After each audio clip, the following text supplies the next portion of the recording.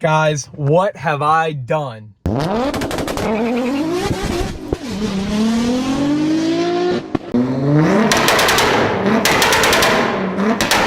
As many of you may already know or could have predicted, a B5 S4 is now here on the channel. It's my car. What on earth have I purchased?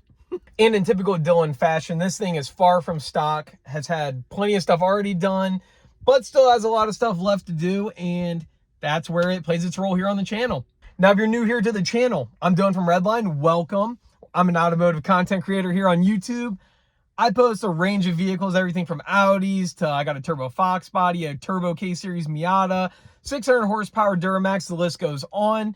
If you're in anything automotive or car related, feel free to subscribe and stick around. I'm sure there's something here on the channel that will float your boat.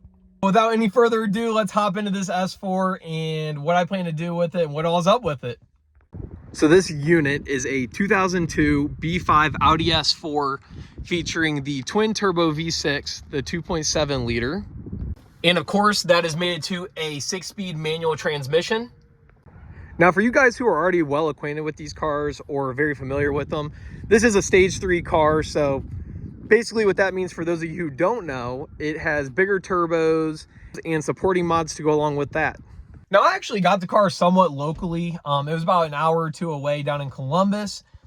And the previous owner is the one who actually built the motor, did all the turbos and everything. He built the car for his son, and his son ended up either getting deployed or he got stationed somewhere or something happened. So the car's just been sitting for a couple years and more or less was in the way, and there were other cars that needed attended to. So he decided to get rid of this one. Now, with that being said, I'm not going to say that I was exactly in the market for a B5, but this car popped up. A buddy of mine sent it to me. Shout out to Trey. And I just had to jump on it. I mean, I've always wanted a B5. I'm not necessarily going to say the time was right, but the price was right. So here we are. So right off the bat, you notice the bigger intercooler down there. That is a JHM front mount. Has the upgraded MAF already, the bipipes. I actually already put these diverter valves in. Already has 550cc injectors, the rebuilt trans with the JHM internals, RS4 clutch. Pretty well sorted car overall, but obviously it was sitting, so it needs some TLC. Car is also sporting a XS Power exhaust with catless downpipes. In terms of the turbo, it is running the F21 Franken turbos, so I believe that's a KO4 hybrid, but gets the job done nonetheless. When you head into the interior, the car does have a short throw shifter. It's equipped with an RS4 clutch, like I said before. Big tablet head unit that the previous owner put in. It actually displays all of the gauges and stuff, which is pretty sweet. I'm still going to put a mechanical gauge in one of these vents or on the pillar. But yeah, overall, it's pretty well sorted. But with that being said, it definitely does need some TLC. So I guess we can jump into the cons and what all this thing needs. So right off the bat, before you even get into anything mechanically, you can tell the hood's been repainted and it's chipping. I've actually already sourced a silver hood, so that's cool. The grill's kind of ugly. I have an RS4 grill that my buddy gave me. I want to get this plasti dip off the wheels because it really does not look good and it's chipping. And what else is there cosmetically? Well, that's about it cosmetically. The car's very straight. The paint's very nice. The interior is very nice. I have stuff back there, but very nice interior. There's a tear in the driver's seat I plan to get fixed if I don't end up putting B8.5 seats in it, which I'm tempted to do. But overall, cosmetics, not too bad other than the hood. Pretty straight, clean car.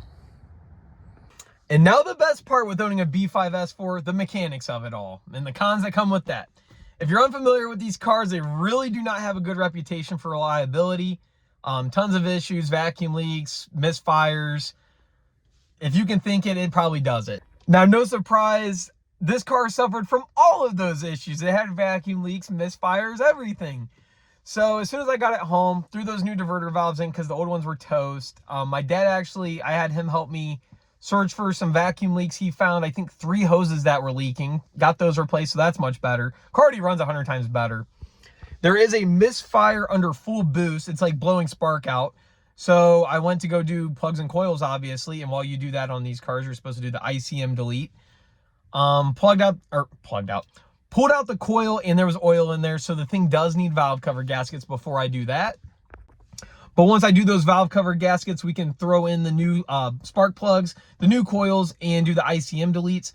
With the ICM deletes, that allows you to also run newer coils. So like on the 2 liters and all the newer cars, you're able to run those coils. Which on a tuned car, obviously, that's very beneficial. Now, I don't know if you guys are going to be able to see it from here, but there is some like craziness going on with the exhaust down there. It does have an exhaust leak like right in the middle where all that craziness is going on. So I need to get that fixed. And then from sitting, I plan to do new brakes and rotors, pads, all that jazz. And it needs rear wheel bearings, which I already have. The car also did come with some used coilovers and other miscellaneous parts. There's my new wheel bearings. I got plugs and coils back here somewhere. So she's ready to rock and roll here soon. I'm also currently without a rear view mirror. I did get one. It's in the glove box. I need to hang that up. And the car needs new glass here because the auto dimming went bad and kind of jacks up the glass. Now, thankfully, most of the issues with this car are pretty simple fixes, and we'll get a hold of all that stuff here soon and get the car all dialed in and start the journey of this project. Now, this is definitely worth mentioning that this platform is completely new to me. If you guys have any recommendations on parts or who to go with for parts, anything that I should probably do while I have stuff ripped apart, just any recommendations at all, I would appreciate it. This is my first 2.7 in general, so I don't really know much about them. I'm coming from a 3.0, which is arguably one of the more reliable Audis, and getting into a 2.7, which is arguably one of the most unreliable Audis. So any tips or tricks or anything that you guys might know, feel free to reach out to me, let me know. I appreciate that a ton, and I'm excited to get this build underway. 2 other issues that I forgot to mention. When I initially bought the car, I noticed like the gauge, it looks like it's running hot.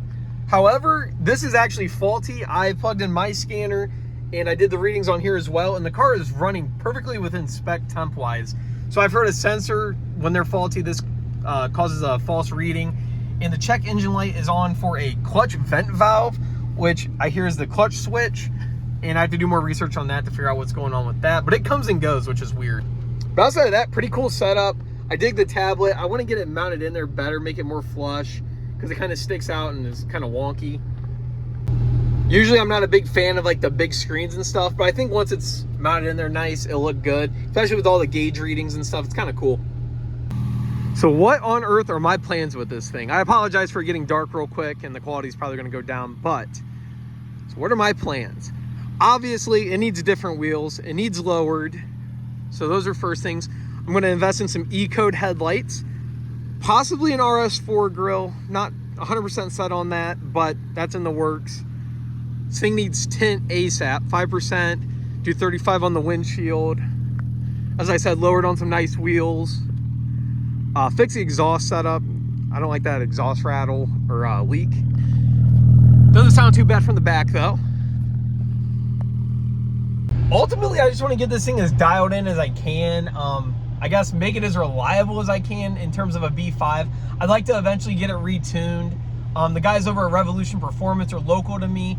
Mike, he has a crazy B5 and they do all kinds of crazy stuff with B5s. So I thought about getting a possible retune, just making this thing mine. There is one dilemma though. I'm not 100% sure if this is the B5 that I want to keep. Mechanically, it's exactly what I want. The problem is, it's not the spec I want. I'm not really a fan of the silver. I didn't necessarily want the all black interior. I kind of like the Panda or the Nagaro, but it's slowly growing on me. So we'll see if I end up keeping it or what I do in terms of that. But for the money I'm in this car and what it's going to take to make perfect, it's definitely not a bad investment. Another big thing is I need to get this suspension dialed in. Obviously, lowering it's going to help a lot, and maybe some sway bars. I never realized how awful these cars handle. This thing, the body roll is horrendous. Like, I feel like I'm going to flip over every time I'm taking a turn. So we'll get all that dialed in with sway bars and coilovers. But other than that, everything else is pretty nice and how I want it. Continuing off of that, I already hinted at maybe swapping in a B8.5 interior. And obviously you can wrap cars. That's a thing for a reason. So maybe I'll throw a B8.5 interior in this thing and wrap it whatever color I want. I don't know. Ideally, I wanted a cactus car or a Nagaro car or I think it's Casa. And then there's a metallic white that I like as well. But everyone wants those colors and they're kind of hard to come by. And they're also 4 times as more expensive compared to what I paid for this. So I'm definitely not mad at what I got, and I'm already in love with the car, and I can't wait to see what this thing becomes. So with all that being said, guys, thank you for checking in with the video. I'm sorry I haven't been uploading. Life's just been so hectic. Like, I'm trying to get videos out, but you guys know how it goes. It's life. But I look forward to what's to come with this car. I hope you guys stick around. If you like what you saw, maybe subscribe. This car is definitely going to have a big glow up, and I'm beyond thrilled to see what comes of this thing. If you guys want to get a hold of me on any social medias, Instagram, TikTok, everything is the same as my YouTube, Redline Dill. And without any further ado, guys, I'll catch you in the next one. I hope to look back on this video in like a year or so and see what this car has become. Probably won't even take a year. I get in super big rushes with my cars. I want to do everything right away. So this thing's going to become a monster, and I'm